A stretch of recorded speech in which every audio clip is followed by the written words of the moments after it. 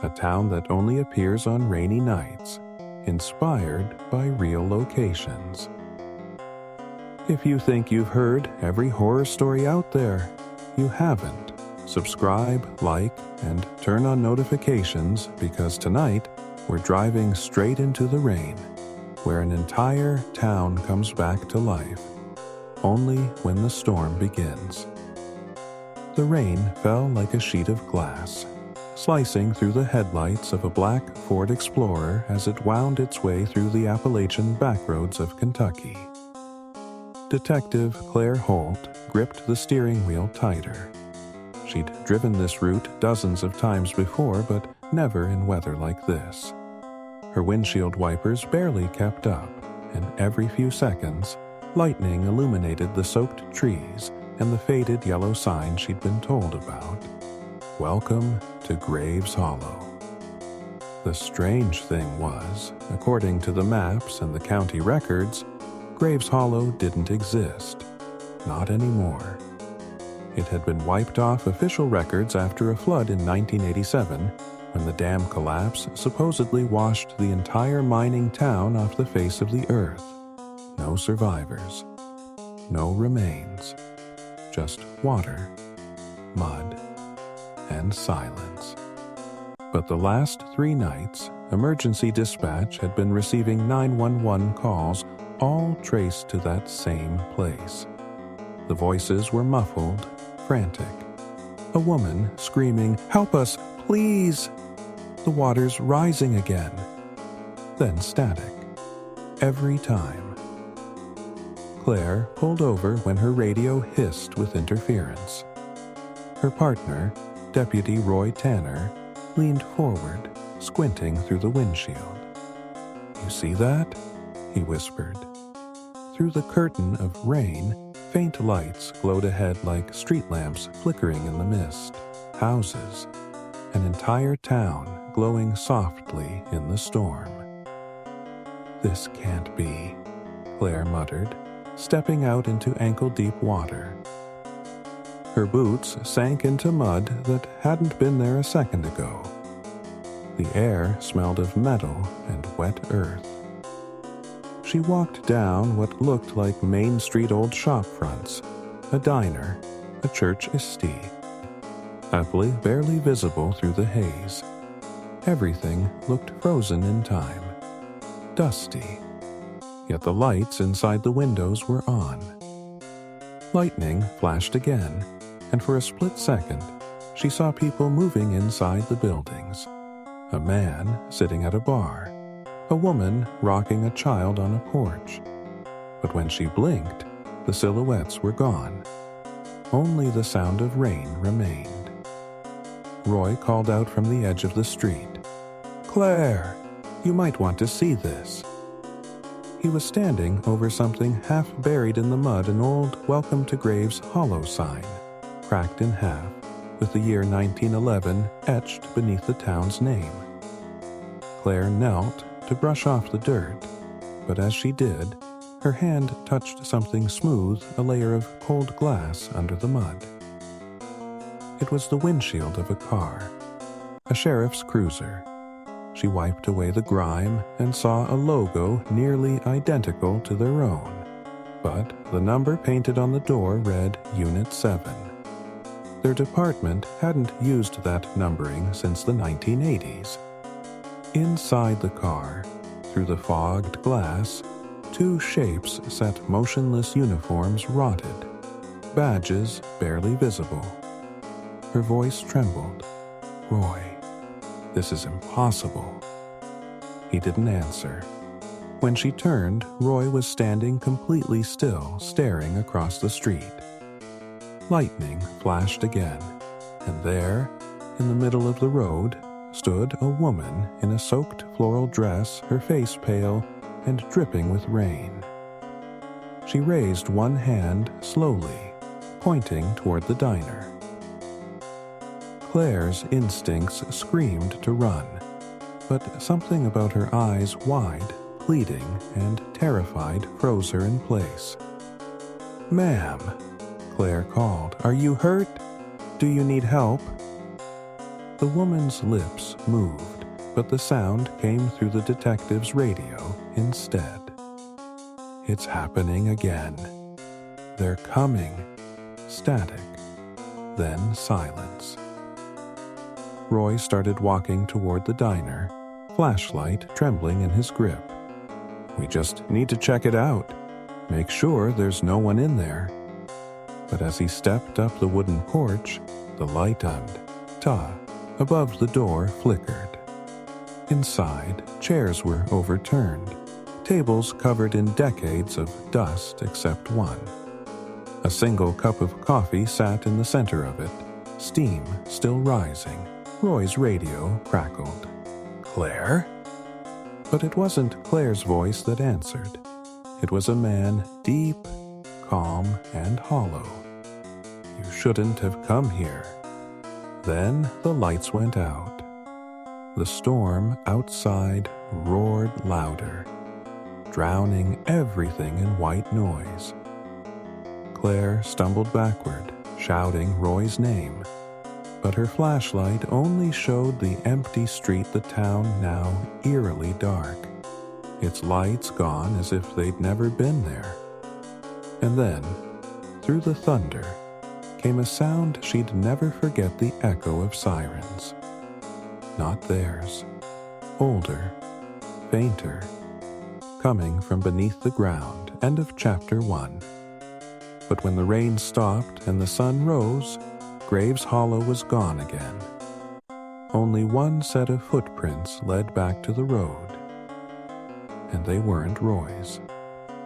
If you think the last part was intense, wait until you hear what the state police found when they tried to dig up the truth. Like, comment, and subscribe, because this isn't just a ghost story, it's an open case. By the next morning, the rain had stopped. The sun poured across the valleys of eastern Kentucky, glinting on wet grass and washed-out gravel. Search teams combed through the area where Claire Holt's last transmission came from. But there was nothing. No lights, no buildings, no trace of a town at all. Just an empty floodplain and an old, cracked stretch of asphalt leading nowhere. Only one clue remained: Claire's body camera. It had been found lodged in a pile of driftwood beside a shallow creek, still blinking red. When investigators replayed the footage, they expected static. Instead, the camera showed Claire and Deputy Roy walking down a rain-soaked street that didn't exist on any map.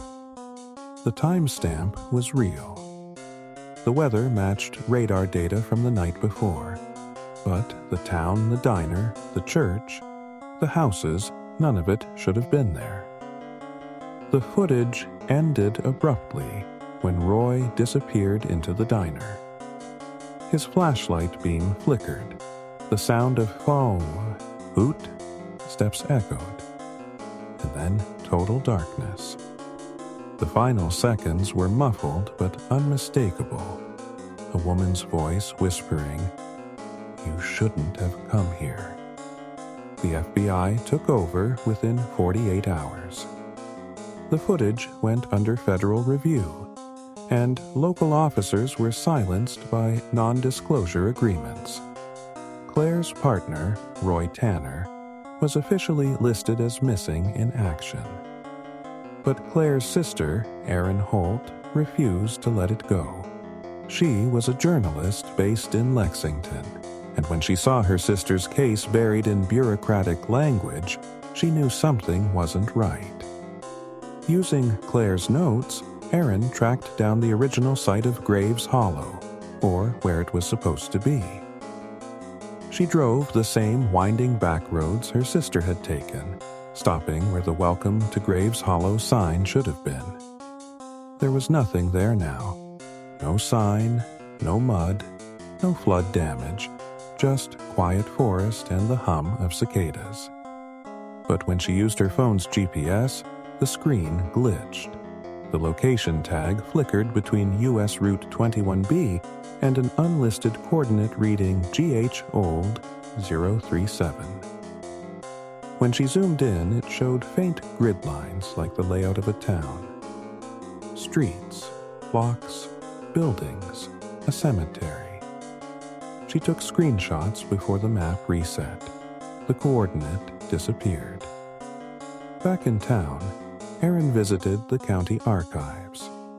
The clerk, a man in his 60s, hesitated when she asked for flood reports from 1986. "Those records are sealed," he said. "You'll have to talk to Frank Delaney at the dam office. He was part of the recovery team back then." When Erin found Frank, he was sitting on his porch smoking, his hands trembling around the cigarette. "Graves Hollow?" he repeated, voice dry. "Yeah, I remember it. Or what was left of it." He stared off toward the distant hills. Whole place got buried when the dam burst. But that wasn't the strange part. What was? Erin pressed. Frank leaned closer, lowering his voice. "We found people up there. Or what we thought were people. They were standing in the street when we arrived. Mud up to their knees. We shouted, but they didn't move. Then the fog came down, and when it lifted, they were gone, every last one of them, like they'd sunk into the ground." Erin's stomach twisted. "And you didn't report that?" He looked at her with tired eyes.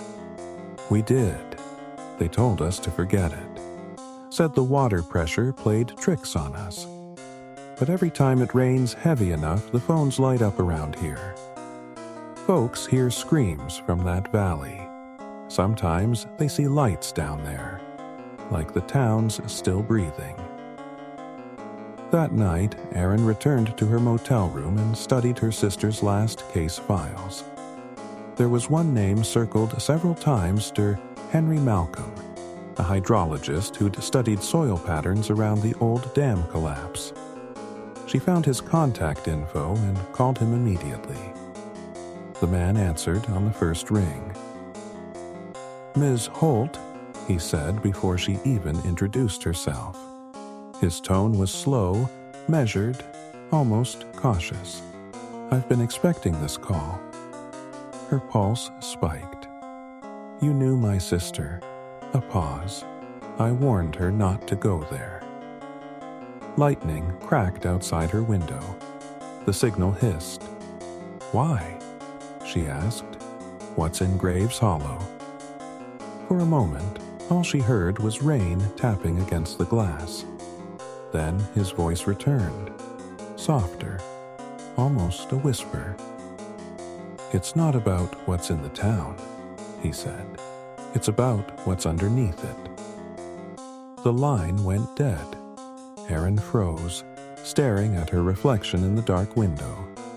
A faint shimmer moved across the glass, like a trick of the light.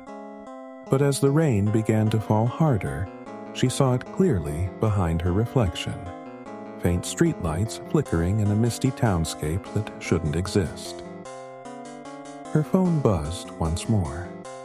A new message appeared from an unknown number. "If you go back there during the rain, bring a light. They only appear when it's dark." End of chapter 2. Erin thought she was chasing her sister's ghost, but by dawn, she'd realize something else was chasing her. If you've made it this far, you might want to leave a light on, because what you're about to, here, isn't just a story, it's the reason Graves Hollow was erased. Hit subscribe if you dare. Erin Holt parked at the edge of the valley as thunder rolled across the hills. Sheets of rain swept over the windshield, and the world beyond her headlights dissolved into silver mist. She clutched her camera in one hand, her sister's old police badge in the other. "One more night," she whispered. "I'll find you, Claire." The GPS flickered again. GH old 0307. The same coordinates. She stepped out into the rain. water soaking through her jacket instantly. Every sound, raindrops, wind, distant thunder seemed to muffle, like the air itself was holding its breath. Within minutes, the fog thickened. And then, faintly ahead of her, streetlights began to appear, a glowing pale blue through the haze. One by one, outlines of buildings emerged. A church steeple, a diner, the same cracked pavement from Claire's footage. Graves Hollow had returned. Her camera clicked on. Time, 2:57 a.m., visibility low. I'm entering the town. She walked past the diner, past the half-collapsed pharmacy until she reached the sheriff's car buried in mud. Lightning flashed the same vehicle from the night Claire vanished. The door hung open now. Inside, two figures still sat slumped in their seats, skin pale, eyes open. But the faces weren't unrecognizable this time. They were identical to Claire and Roy. Erin stumbled back, shaking her head. No, that's not possible. She raised the camera, zooming in, but the lens fogged instantly, and when she wiped it clear, the seats were empty again. From behind her came a low creak.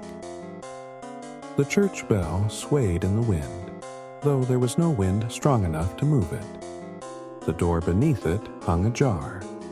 Erin stepped inside. The air was colder here, heavy with rot and the faint smell of damp wood. Candlelight flickered along the pews, illuminating dozens of photographs pinned to the walls, old, water-damaged, some nearly erased. Families, minors, children. But as she looked closer, her heart stopped. Each photo was dated the same year, 1987, and in every one of them,